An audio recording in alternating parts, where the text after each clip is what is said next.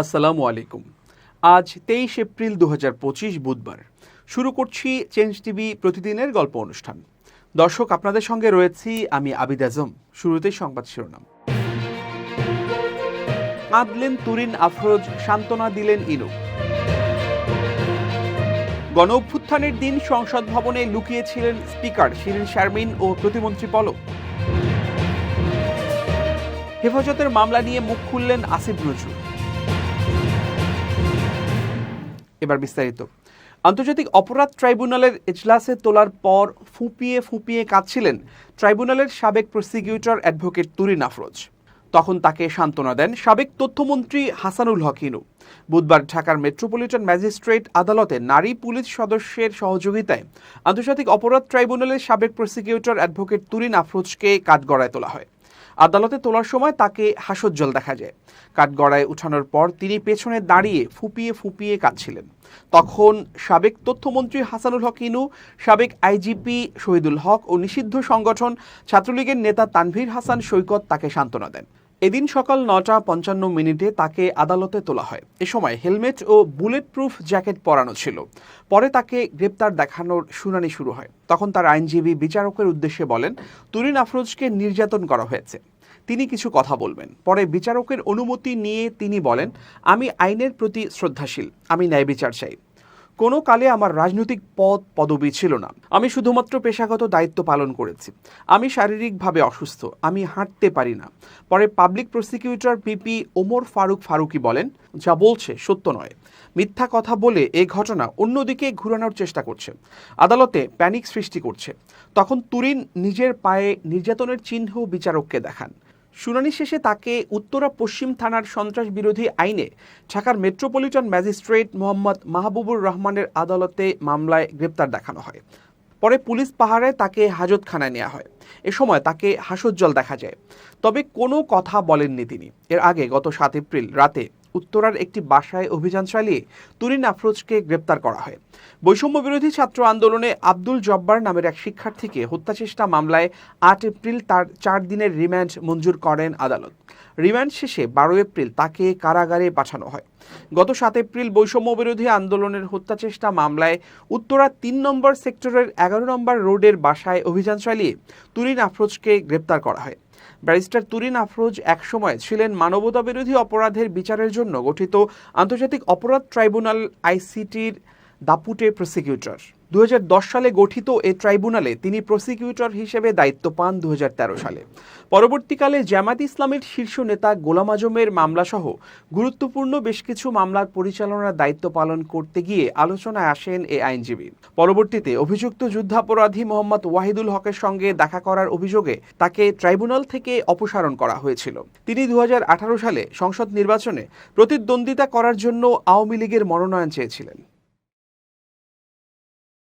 আওয়ামী লীগ সরকার পতনের দিন 5 আগস্ট সকাল থেকে রাত 2:30 পর্যন্ত সাবেক স্পিকার শিরিন শারমিন চৌধুরী ও সাবেক আইসিটি প্রতিমন্ত্রী জুনায়েদ আহমেদ পলক সহ 12 জন জাতীয় সংসদ ভবনের একটি কক্ষে পালিয়েছিলেন। পরে সেনাবাহিনী তাদের উদ্ধার করে নিয়ে যায়। বুধবার ঢাকার মেট্রোপলিটন ম্যাজিস্ট্রেট আদালতে শুনানি চলাকালে পলক এসব কথা বলেন। এ সময় তিনি আরও বলেন, আমার বিরুদ্ধে মিথ্যা অভিযোগ আনা হয়েছে, আমাকে জেল গেটেও জিজ্ঞাসাবাদ করতে পারেন, আমাকে জেল গেটে জিজ্ঞাসাবাদ করা হোক। শুনানি শেষে আদালত ভাটারা থানার হত্যা মামলায় তার 2 দিনের পুলিশ রিমান্ড মঞ্জুর করেন। এর আগে গত বছরের 15 আগস্ট পলককে গ্রেফতার করা হয়। এরপর তাকে বিভিন্ন সময় হত্যাচেষ্টার মামলায় রিমান্ডে নিয়ে জিজ্ঞাসাবাদ করা হয়। পরে গত 6 ফেব্রুয়ারি তাকে এই মামলায় গ্রেফতার দেখানো হয়। 2024 সালের 5 আগস্ট তীব্র গণ আন্দোলনের মুখে যখন খবর আসে শেখ হাসিনা দেশ ছেড়ে পালিয়ে গেছেন, তখন বাঁধভাঙা উচ্ছ্বাসে ফেটে পড়েন লাখো ছাত্র জনতা। দেয়াল ভেঙে ঢুকে পড়েন গণভবনে। হাজার হাজার মানুষ দখলে নেয় সংসদ ভবন এলাকা। ভেতরে ঢুকে যেখানে সংসদ অধিবেশন বসে সেখানে গিয়েও ফটো সেশন করেন অনেকে। পরিস্থিতি যখন এমন, তখনও জীবনের ঝুঁকি নিয়ে ভেতরে অবস্থান করছিলেন জুনায়েদ আহমেদ পলক এবং শিরিন শারমিন চৌধুরী সহ অন্তত 12 জন। পরে সেনাবাহিনী তাদেরকে উদ্ধার করে নিরাপদে নিয়ে যায়। বুধবার ঢাকা মেট্রোপলিটন ম্যাজিস্ট্রেট আদালতে শুনানি চলাকালে পলক এসব কথা স্বীকার করেন। এ সময় তিনি আরও বলেন, আমার বিরুদ্ধে মিথ্যা অভিযোগ আনা হয়েছে, আমাকে জেল গেটেও জিজ্ঞাসাবাদ করতে পারেন, আমাকে জেলগেটে জিজ্ঞাসাবাদ করা হোক। শুনানি শেষে আদালত ভাটারা থানার হত্যা মামলায় তার 2 দিনের পুলিশ রিমান্ড মঞ্জুর করেন। এর আগে গত বছরের 15 আগস্ট বিমানবন্দর থেকে পলককে গ্রেফতার করা হয়। এরপর তাকে বিভিন্ন সময় হত্যা চেষ্টার মামলায় রিমান্ডে নিয়ে জিজ্ঞাসাবাদ করা হয়। পরে গত 6 ফেব্রুয়ারি তাকে এই মামলায় গ্রেফতার দেখানো হয়। এর আগে কাঠগড়ায় দাঁড়িয়ে সাবেক তথ্য প্রযুক্তি প্রতিমন্ত্রী জুনায়েদ আহমেদ পলক আইনজীবীদের কাছে দাবি করেছেন কারাগার থেকে তার 2টি শীতের সোয়েটার হারিয়ে গেছে। আইনজীবীর উদ্দেশ্যে পলক বলেন, আগামী শীতকাল পর্যন্ত কারাগারে থাকতে হবে কিনা জানি না, কিন্তু আমার 2টি শীতের সোয়েটার হারিয়ে গেছে। যদি সে পর্যন্ত থাকতে হয় তাহলে আবার সোয়েটার জোগাড় করে নিতে হবে। যদিও পরে জানা যায় সেই সোয়েটার পাওয়া গেছে। অপরদিকে তৎকালীন স্পিকার শিরীন শারমিন চৌধুরী বিভিন্ন মামলার আসামি হলেও তাকে এখনও গ্রেফতার করতে পারেনি আইনশৃঙ্খলা বাহিনী। তিনি দেশে আছেন নাকি বিদেশে পালিয়ে গেছেন সেটা নিয়েও নানান কথা প্রচলিত আছে। তবে অনেকেই মনে করেন শিরীন শারমিন দেশেই আছেন এবং কোনো শক্তিশালী একটি পক্ষ থেকে নিরাপত্তা দিচ্ছে। অভিনেত্রী মেহের আফরোজ শাওনের বিরুদ্ধে গ্রেপ্তারি পরোয়ানা জারি করেছেন আদালত। সৎমা নিশি ইসলামের করা মামলায় মঙ্গলবার ঢাকা মহানগর প্রথম অতিরিক্ত চিফ মেট্রোপলিটন ম্যাজিস্ট্রেট আদালত এ আদেশ দেন। জানা যায়, বাবা ইঞ্জিনিয়ার মোহাম্মদ আলী ও সৎমা নিশি ইসলামকে শারীরিক নির্যাতনের অভিযোগে শাওনের বিরুদ্ধে মামলা করা হয়েছে। মামলায় সাবেক ডিবি প্রধান মোহাম্মদ হারুন অর রশিদ সহ 12 জনকে আসামি করা হয়েছে। এ মামলায় মঙ্গলবার আদালতে হাজির হয়ে বাড্ডা থানার 2 পুলিশ সদস্য অভিযোগ স্বীকার করে বলেন, বাড্ডা থানার তৎকালীন ওসির নির্দেশে তারা বাদী হয়ে নিশি ইসলামকে আটক ও নির্যাতনে অংশ নেন। তবে এদিন শাওন ও সাবেক ডিবি প্রধান হারুন সহ বাকি আসামিরা হাজির না হওয়ায় আদালত তাদের বিরুদ্ধে গ্রেপ্তারি পরোয়ানা জারি করেন। ঘটনার সূত্রপাত গত বছরের শুরুর দিকে। সে সময় শাওনের বাবা ইঞ্জিনিয়ার মোহাম্মদ আলী একটি ম্যারেজ মিডিয়ায় বিয়ের জন্য পাত্রী চাই বিজ্ঞাপন দেন। সেই বিজ্ঞাপন থেকেই নিশির সঙ্গে তার পরিচয় ও বিয়ে হয়। অভিযোগ রয়েছে, এই ঘটনা জানার পর বাবার ওপর শারীরিক ও মানসিক নির্যাতন চালায় শাওন। পাশাপাশি আওয়ামী লীগের রাজনীতির সঙ্গে যুক্ত থাকায় সেই প্রভাব খাটিয়ে সৎমা নিশিকে 6 মাস জেল খাটান। এমন অভিযোগও আছে, বাবাকে মানসিক ভারসাম্যহীন বানিয়ে কয়েক মাস একটি মানসিক স্বাস্থ্য কেন্দ্রে আটকে রেখেছিলেন শাওন। এসব ঘটনার সঙ্গে শাওনের অন্যান্য ভাই বোনও জড়িত বলে সে সময় অভিযোগ করেছিলেন বাদী নিশি ইসলাম। আদালতের রায়ে সন্তুষ্টি প্রকাশ করে মামলাটির বাদী নিশি ইসলাম বলেন, আমরা চাই আসামিদের শাস্তি হোক। শাওন এই মামলায় অনেক প্রভাব বিস্তার করেছে, সে আমাদের মারধর করেছে। বিএনপির স্থায়ী কমিটির সদস্য সালাহ উদ্দিন আহমেদ বলেন, আমরা প্রস্তাব করেছি প্রধানমন্ত্রী পদে টানা 2 মেয়াদের বেশি কেউ থাকতে পারবে না। পারলেও একবার বিরতি দিয়ে আবার প্রধানমন্ত্রী হওয়ার সুযোগ থাকতে হবে। জাতীয় সংসদ ভবনের এলডি হলে জাতীয় ঐকমত্য কমিশনের সঙ্গে বৈঠকের মধ্যাহ্নভোজ বিরতিতে সাংবাদিকদের এসব কথা বলেন তিনি।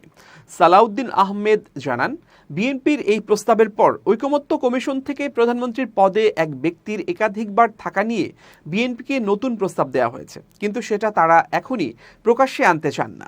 আগে কমিশনের প্রস্তাব নিয়ে দলীয় ফোরামে আলোচনা করবেন। রাষ্ট্রপতির বিদ্যমান ক্ষমতার বাইরে আরও কি কি ক্ষমতা বৃদ্ধি করা যায় সেটা উল্লেখ করে সংবিধানের 48-এর 3 অনুচ্ছেদের পর আরেকটি অনুচ্ছেদ যুক্ত করার পক্ষে বিএনপি মত দিয়েছে বলে উল্লেখ করেন সালাউদ্দিন।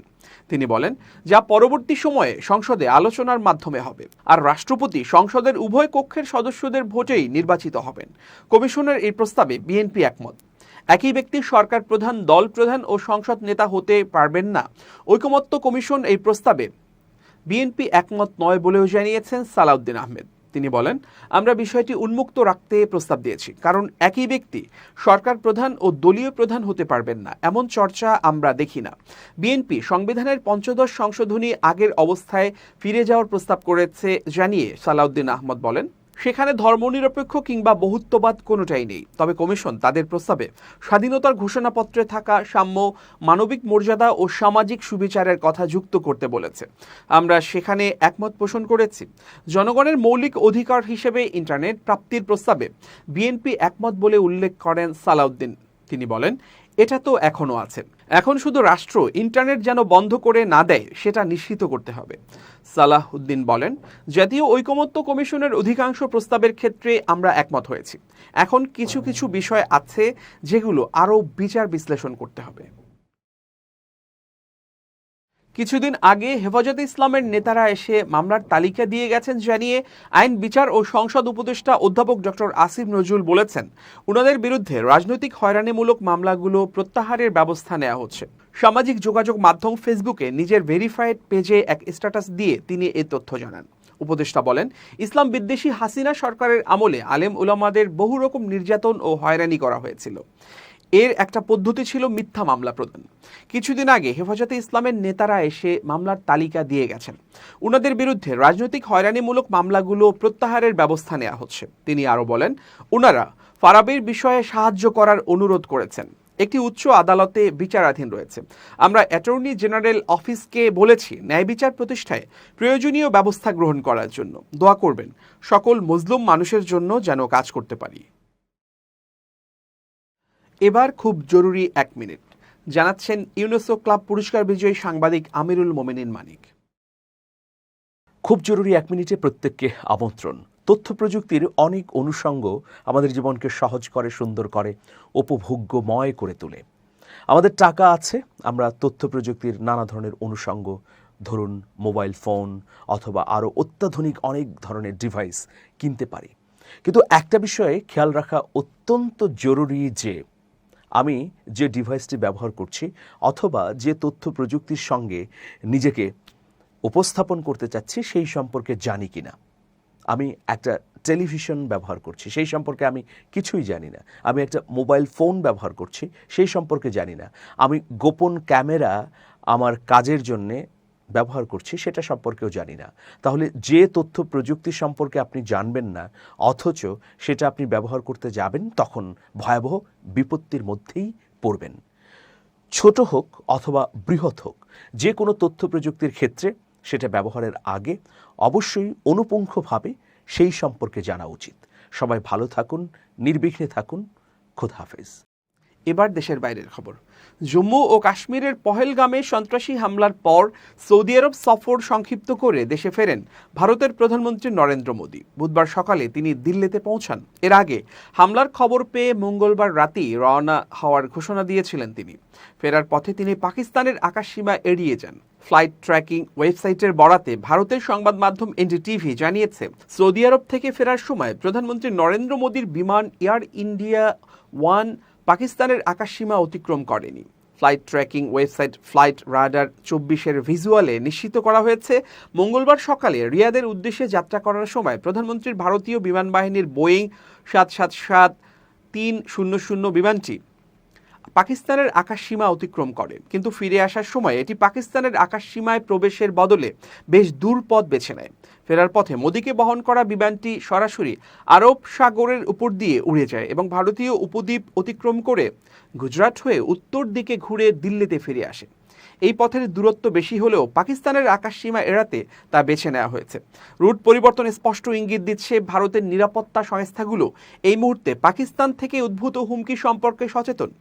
প্রধানমন্ত্রী ও বিমানে থাকা প্রতিনিধি দলের নিরাপত্তার জন্য দেশে ফেরার পথে বিমানের পথ পরিবর্তন করা বুদ্ধিমানের কাজ হিসেবে দেখছেন ভারতীয় বিশ্লেষকরা।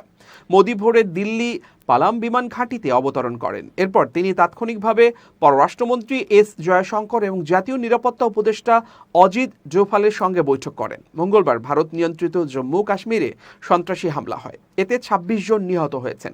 বৈঠকের শুরুতে মোদীকে কাশ্মীর পরিস্থিতি ব্রিফ করেন কর্মকর্তারা। এ সময় তিনি গুরুত্বপূর্ণ নির্দেশনা দিয়েছেন বলেও জানা গেছে। তবে বৈঠকের বিস্তারিত সাংবাদিকদের জানানো হয়নি। সৌদি আরব থেকে ভারতে পৌঁছানোর পরপরই জরুরি বৈঠকে বসেছেন প্রধানমন্ত্রী নরেন্দ্র মোদী। পরিস্থিতির গুরুত্ব বিবেচনায় প্রোটোকলের অজুহাতে কালক্ষেপণ না করে বিমানবন্দরেই বৈঠকটি অনুষ্ঠিত হয়। ভারতীয় সংবাদ মাধ্যম এনডিটিভি বুধবার এ তথ্য নিশ্চিত করেছে। প্রতিবেদনে বলা হয়েছে, নরেন্দ্র মোদী কাশ্মীরের পহেলগামে সন্ত্রাসী হামলার পরিপ্রেক্ষিতে সার্বিক পরিস্থিতি নিয়ে আলোচনা করতে বিমানবন্দরে বৈঠকে বসেছেন। সেখানে পররাষ্ট্রমন্ত্রী এস জয়শঙ্কর, জাতীয় নিরাপত্তা উপদেষ্টা অজিত ডোভাল এবং অন্য কর্মকর্তারা উপস্থিত রয়েছেন। এ সময় এস জয়শঙ্করকে বেশ উদ্বিগ্ন দেখা যায়। বৈঠকের শুরুতে মোদীকে কাশ্মীর পরিস্থিতি ব্রিফ করেন কর্মকর্তারা। এ সময় তিনি গুরুত্বপূর্ণ নির্দেশনা দিয়েছেন বলে জানা গেছে।